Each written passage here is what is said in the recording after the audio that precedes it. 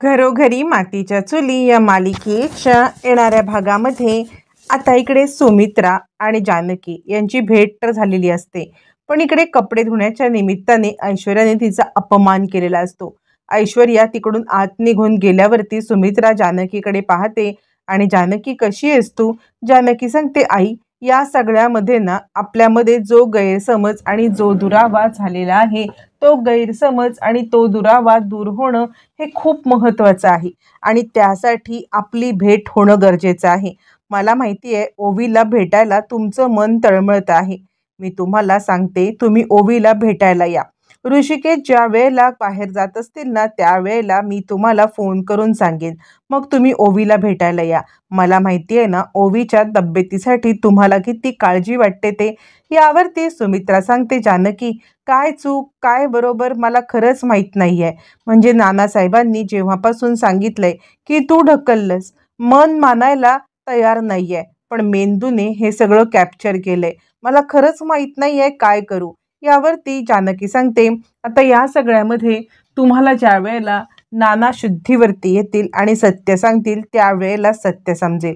मला सुद्धा माहीत नाही आहे की नानांनी माझं नाव का घेतलं, पण आपण एका बाजूला हा विषय ठेवूया आणि त्याबद्दल तुम्ही मनामध्ये तुमचा विचार करा. त्यापेक्षा महत्त्वाची गोष्ट आहे ती म्हणजे तुम्हाला ओवीची होणारी भेट आणि त्यासाठी तुम्ही घरी या, ओवीची भेट घ्या आणि ओवीची भेट घेऊन परत या आणि आमच्याबद्दल मनामध्ये आकस ठेवू नका. ऋषिकेशला या वेळेला आपल्या माणसांची गरज आहे. आत्ताच्या वेळेला जेव्हा ऋषिकेश नोकरीसाठी बाहेर पडले होते, नोकरीसाठी ऋषिकेशला बाहेर बोलवून सयाजीरावांनी त्यांच्यावरती हल्ला केला. आता यावरती तुम्ही विश्वास ठेवाल नाही ठेवाल मला माहीत नाहीये, पण मला सांगणं कर्तव्य होतं. त्यामुळे ऋषिकेश यावेळेला खूप अडचणीत आहेत. ऋषिकेशला किडनॅप करण्यात आलं होतं आणि म्हणून ऋषिकेशने आम्हाला इकडे येण्यासाठी वेळ झाला आणि त्यामुळे मी एकटीच ओवीला हॉस्पिटलमध्ये घेऊन आले. अशा चारी बाजूंनी आमच्यावरती संकटांची माळ ओढवत चाललेली आहे आणि ही संकटांची माळ संपतच नाहीये. मी संकटांना घाबरणाऱ्यातली नाहीये, संकटांना मी परतवून लावणाऱ्यातली आहे. पण हे सगळं करताना आपल्या माणसांची साथ जर का असेल ना, तरच एक माणूस पुढे जाऊ शकतं. म्हणून तुम्ही आमच्या पाठीशी ठाम उभे राहा. मला पैसा प्रॉपर्टी अडका या सगळ्याचा सोस याआधी पण नव्हता आणि यानंतर पण नसणार आहे.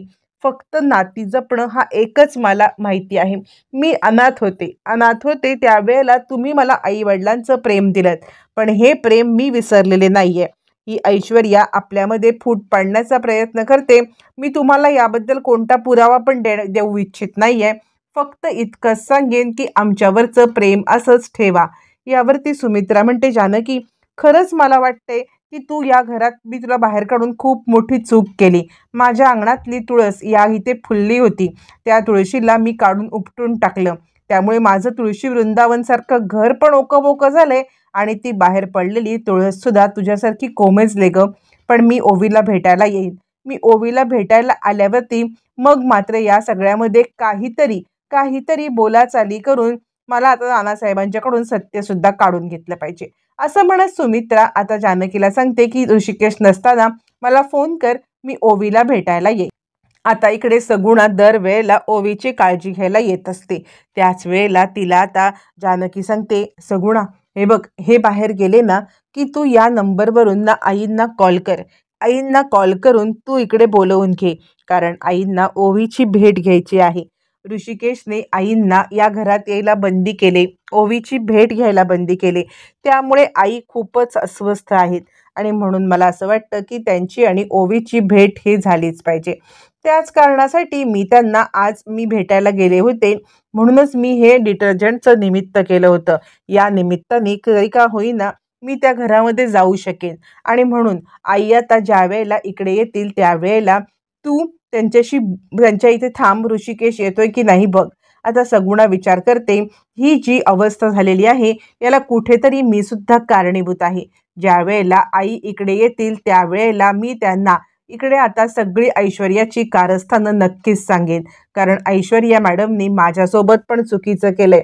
त्यांनी या सगळ्यामध्ये जानकी वहिनीला मारण्याचा प्रयत्न केला असला तरीसुद्धा मी याच्यामध्ये सफर झाले आणि यांनी पैसे दिले नसते तर माझा जीव पूर्णपणे गेला असता. म्हणून आता मलाच काहीतरी करायला पाहिजे आणि सुमित्रा आईंना सगळं सत्य सांगायला पाहिजे. सगुणा खूप हुशार असते. आणि तेवढ्यातच आता इकडे ऋषिकेश येतो. ऋषिकेश आल्यावरती जानकी म्हणते, ऋषिकेश आज आपल्याला कामावरती मला जायचं आहे, तुम्ही काय करणार आहात? ऋषिकेश म्हणतो, मी माझा बिझनेस सुरू करणार आहे आणि बिझनेससाठी थोडंफार जे भांडवल आहे त्यातलं माझ्याकडे आहे. जानकी म्हणते, भांडवल? पण ते कुठून आलं? त्यावरती ऋषिकेश सांगायला लागतो, जानकी अगं मी जे कडं विकलं ना त्या कड्यामधून सगळे पैसे काही मला भरायला लागले नाहीत, त्यातले थोडेफार पैसे माझ्याकडे वाचलेत. ते थोडेफार पैसे घेऊन मी अजून पैसे कमवणार आणि या सगळ्यामध्ये माझं भांडवल उभं करणार. भांडवल उभं झालं की त्यानंतर मग मग मात्र मी आता माझा थोडाफार छोटा तरी बिझनेस सुरू करीन. तुझं काय? तुझ्या कामाचं कुठपर्यंत आलंय? त्यावरती जानकी म्हणते, माझं काम तर अगदी जोरात चालू आहे आणि आता सगुणा आल्यामुळे मला कसलं टेन्शन नाही. त्यानंतर मग आता इकडे जानकी कामावरती निघते आणि सगुणाला जाताना सांगून जाते की ऋषिकेश कामावरती बाहेर पडले किंवा काम शोधायला बाहेर पडले की ताबडतोब आईंना कॉल करायचा. इकडे सुमित्रा वाट पाहत असते, कधी एकदा जानकीचा फोन येईल आणि कधी एकदा मी ओवीला भेटायला जाईन. पण ओवीला माझ्याबद्दल प्रेम, आपुलकी, माया वाटेल का? ओवीला खरंच माझ्याबद्दल काही वाटेल का? की आजी आपली आहे पण ती आपल्याला आत्ता भेटायला येते. इतका वेळ झाला तरी आजीने आपली कधी आठवण काढली नाही. घराबाहेर पडताना आजीने आपल्याला थांबवलं नाही. हा सगळा सगळा विचार ती आता करत असते आणि आता ती पुन्हा एकदा त्या फोटोजवळ येते. फोटोजवळ आल्यावरती ती ते फोटो पाहायला लागते. डोळ्यातून घळाघळा अश्रू तिच्या यायला लागतात आणि आता सुमित्रा पूर्णपणे एकदम रडायला लागते. काहीही झालं तरी आज माझ्या ओवीला मी भेटणार. ओवीला भेटून जे काही आहे ते सगळं सगळं आता मी याच्यामध्ये तिच्यासोबत बोलणार. बोलून झाल्यावरती मी माझ्या ओवीला घरी घेऊन येऊ का? नाही. पण ऋषिकेश तिला पाठवणार नाही. काय करू काय करू असा विचार करत आता सुमित्रा ओवीच्या आवडीची खाऊ घेऊन तिच्यासाठी भेटायला निघणार. तोपर्यंत इकडे जानकी आता इकडे फोन करून कळवते, आपल्या कामाच्या ठिकाणी येते आणि ती सांगते की आई, मला आत्ता सगुणाचा फोन आला होता. ऋषिकेश कामावरती निघून गेलेले आहेत. तुम्ही जाऊन ओवीला भेटू शकता. तिकडे सगुणा सुद्धा आहे. सगुणा तिकडे आहे त्यामुळे काळजी करू नका आणि आता बिनधास्तपणे ऋषिकेश येईपर्यंत तुम्ही ओवीची भेट घेऊ शकता. असं म्हटल्यावरती सुमित्रा सांगते, तुझे जितके आभार मानू तितके कमी आहेत. याच्यामध्ये तू खरंच माझ्यासाठी जे काही करतेस ना त्याला तोड नाहीये. असं म्हणत इकडे आता जानकीचे आभार मानत सुमित्रा फोन ठेवते आणि सुमित्रा तडक जायला निघते. निघताना तिला ऐश्वर्या आडवी येते. आई, तुम्ही कुठे चाललात? यावरती आता इकडे सुमित्रा म्हणते, हे बघ, तुझ्याशी काही देणं घेणं नाहीये. मी जरा मंदिरात चाललेली आहे. यावरती ऐश्वर्याला डाऊट येतो. आता ही बाई नक्की चालले तरी कुठे? मला काही अडकवून हिच्या डोक्यात प्लॅन तर नाहीये ना? काय करू काय करू, हिला कसं अडकवू असा विचार आता इकडे सुमित्रा करत असते आणि सुमित्रा म्हणते, हे बघ, माझ्यासोबत कोणीही यायची गरज नाही. काल जो काही प्रकार झालाय, तू माझ्या मुलाला माझ्या विरुद्ध फितवलंस. माझ्या मुलाला माझ्या विरुद्ध फितवून तू या सगळ्यामध्ये मला त्रास देण्याचा प्रयत्न केलास. आता माझा तुझ्यावरती काडी मात्र विश्वास राहिलेला नाहीये. त्यामुळे त्यामुळे तू आता माझी काळजी करू नकोस. मी माझी जाईन. तू या सगळ्यात पडायची गरज नाही. यावरती ऐश्वर्या म्हणते, हे बघा, तुम्ही जरी या सगळ्यामध्ये मला वाळीत टाकलं असलं, माझ्याशी बोलत नसला तरी सुद्धा मी तुम्हाला असं सोडू शकत नाही. सुमित्रा म्हणते, खबरदार, तू माझ्यासोबत यायचं नाहीस हं. असं म्हणत सुमित्रा आता इकडे ऐश्वर्याला बगल देते आणि तिकडून तडक निघते. तोपर्यंत इकडे आता पुन्हा एकदा सगुणाचा कॉल येतो सुमित्राला आणि ती सांगते, आई लवकर या. इकडे ऋषिकेश दादा घरातनं बाहेर पडले. कोणत्याही क्षणी ते येऊ शकतात. त्याच वेळेपर्यंत येऊन आता तुम्ही इकडे लवकरात लवकर ओवीची भेट घ्या. मी ओवीच्या इथे थांबलेली आहे. असं म्हटल्यावरती सुमित्रा फोन ठेवते आणि ती ऐश्वर्याला काही न बोलता तडक बाहेर. सुमित्रा रडत रडत घरात येते आणि ओवी, माझी ओवी असं म्हणायला लागते. सगुणा म्हणते, या आई. ओवी म्हणते, आजी तू आलीस. मला तुला किती भेटायचं होतं. मला तुझ्याशी किती बोलायचं होतं. आजी तू आलीस, मला खूप खूप खूप आनंद झाला. असं म्हटल्यावरती सगुणा म्हणते, आईसाहेब तुमच्या डोक्याला काय झालं? त्यावरती सुमित्रा म्हणते, काही नाही. सगुणा म्हणते, आईसाहेब तुम्ही बसा ना, मला तुमच्याशी खूप महत्त्वाचं बोलायचं आहे. यावरती मग मात्र इकडे आता सुमित्रा सांगायला लागते, हो, मला पण तुझ्याशी बोलायचं आहे. कारण मी ज्या वेळेला हॉस्पिटलमध्ये आले होते, त्यावेळेला तू मला काहीतरी सांगत होतीस, की चुकीचं घडतंय, काहीतरी चुकीचं घडतंय आणि या सगळ्याचा खुलासाच तुझ्याकडे मी करायला आलेली आहे. मला कळलं पाहिजे कशाबद्दल तू बोलत होतीस, कुणाबद्दल बोलत होतीस आणि काय चुकीचं घडतंय हे सुद्धा मला कळायलाच पाहिजे. त्यावरती आता इकडे सगुणा सांगायला लागते, तुम्ही बसा. मी तुम्हाला नुसतं सांगणार नाही, तर मी तुम्हाला पुराव्यासकट सांगेन. मग आता इकडे आपल्या नातीला जवळ घेत तिच्यासोबत गप्पा मारायला सुमित्रा लागते. तोपर्यंत सगुणा पुराव्यासकट सगळे आता समोर घेऊन येणार असते. सगुणाकडे पुरावा असतो तो म्हणजे तिच्या मोबाईलमध्ये आलेले ऐश्वर्याचे कॉल. तोपर्यंत इकडे सुमित्रा आपल्या नातीसोबत गप्पा मार सुमित्राने तिच्यासाठी खाऊ बनवून आणलेला असतो. तो खाऊ ती भरवते आणि ओवी, आज माझ्या हातून तू खाऊ खाणार नाहीस का? ओवी म्हणते, आजी, ज्या दिवशी आम्ही घरातून बाहेर पडलो तेव्हा पण मला तुझ्या हातून खाऊ खायचा होता, पण मला ऐश्वर्या आंटीने काहीच खाऊ दिलं नाही आणि मला तसंच बाहेर काढलं. तुला जर का खाऊ पाहिजे असेल तर तुझ्या आईकडे खाऊ माग जा, असं म्हणत तिने मला हकलून दिलं. असं म्हटल्यावरती मग मात्र आता इकडे सुमित्रा म्हणते, त्या ऐश्वर्याला तर मी धडा शिकवणारच आहे. तू काळजी करू नकोस बाळा. त्या ऐश्वर्या आंटीला असा काही धडा शिकवेन ना की तू बघच. पण बाळा, तू मला माफ केलंस ना? ओवी सांगते, आजी, मी तुझ्यावरती रागवले. यावरती सुमित्रा म्हणते, बाळा, नको ग असा आजीवरती राग करू. ही आजी तुझ्या प्रेमाची भुकेलेली आहे. खरंच मी तुझ्यासाठी बघ तीच डॉल तुझी परत घेऊन आले.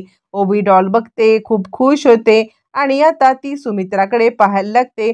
त्यावरती सुमित्रा सांगायला लागते, खरंच बाळा, खरंच माझ्यावरती रागवू नकोस ग. ओवी सांगते, नाही ग आजी, हा फक्त लटका राग होता. मी तुझ्यावरती रागवू शकेन का?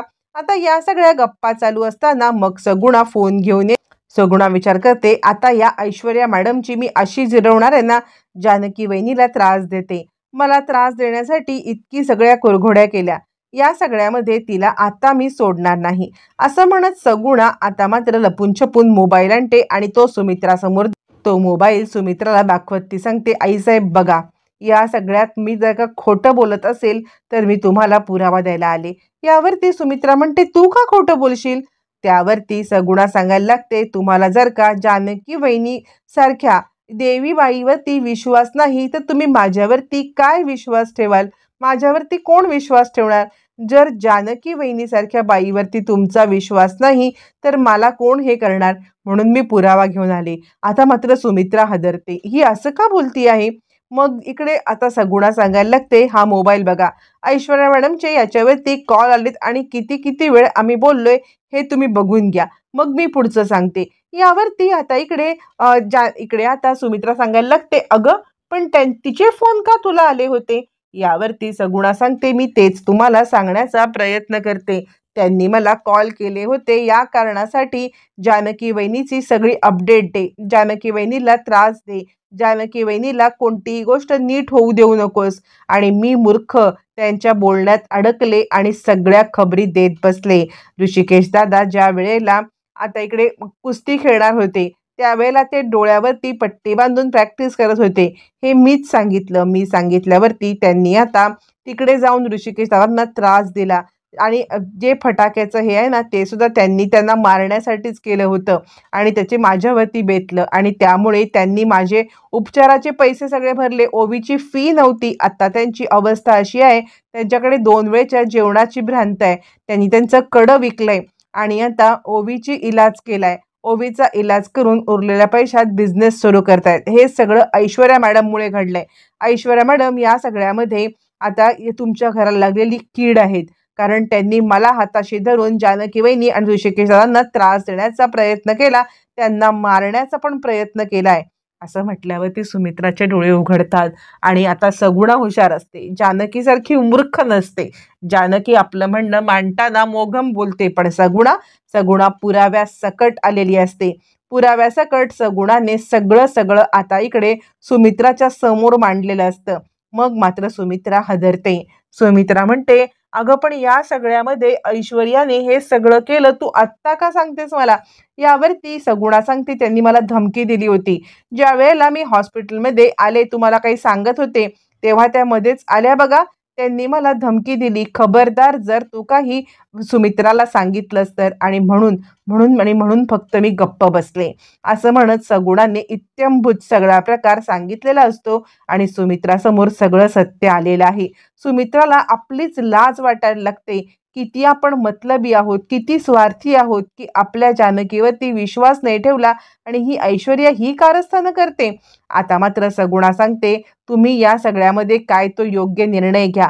निर्णय घेतल्यावरती मग जानकी वहिनी आणि ऋषिकेश दादा यांना न्याय मिळवून द्या. असं म्हणत आता मात्र सगुणाने सगळं सगळं सत्य सांगितलंय. सगुणाने सत्य सांगितल्यावरती आता सुमित्रा इकडे हादरते. तर या सगळ्याच्या उपर जाऊन सत्य समजल्यावरती सुमित्रा काय निर्णय घेणार हे मात्र पाहणं फारच रंजक.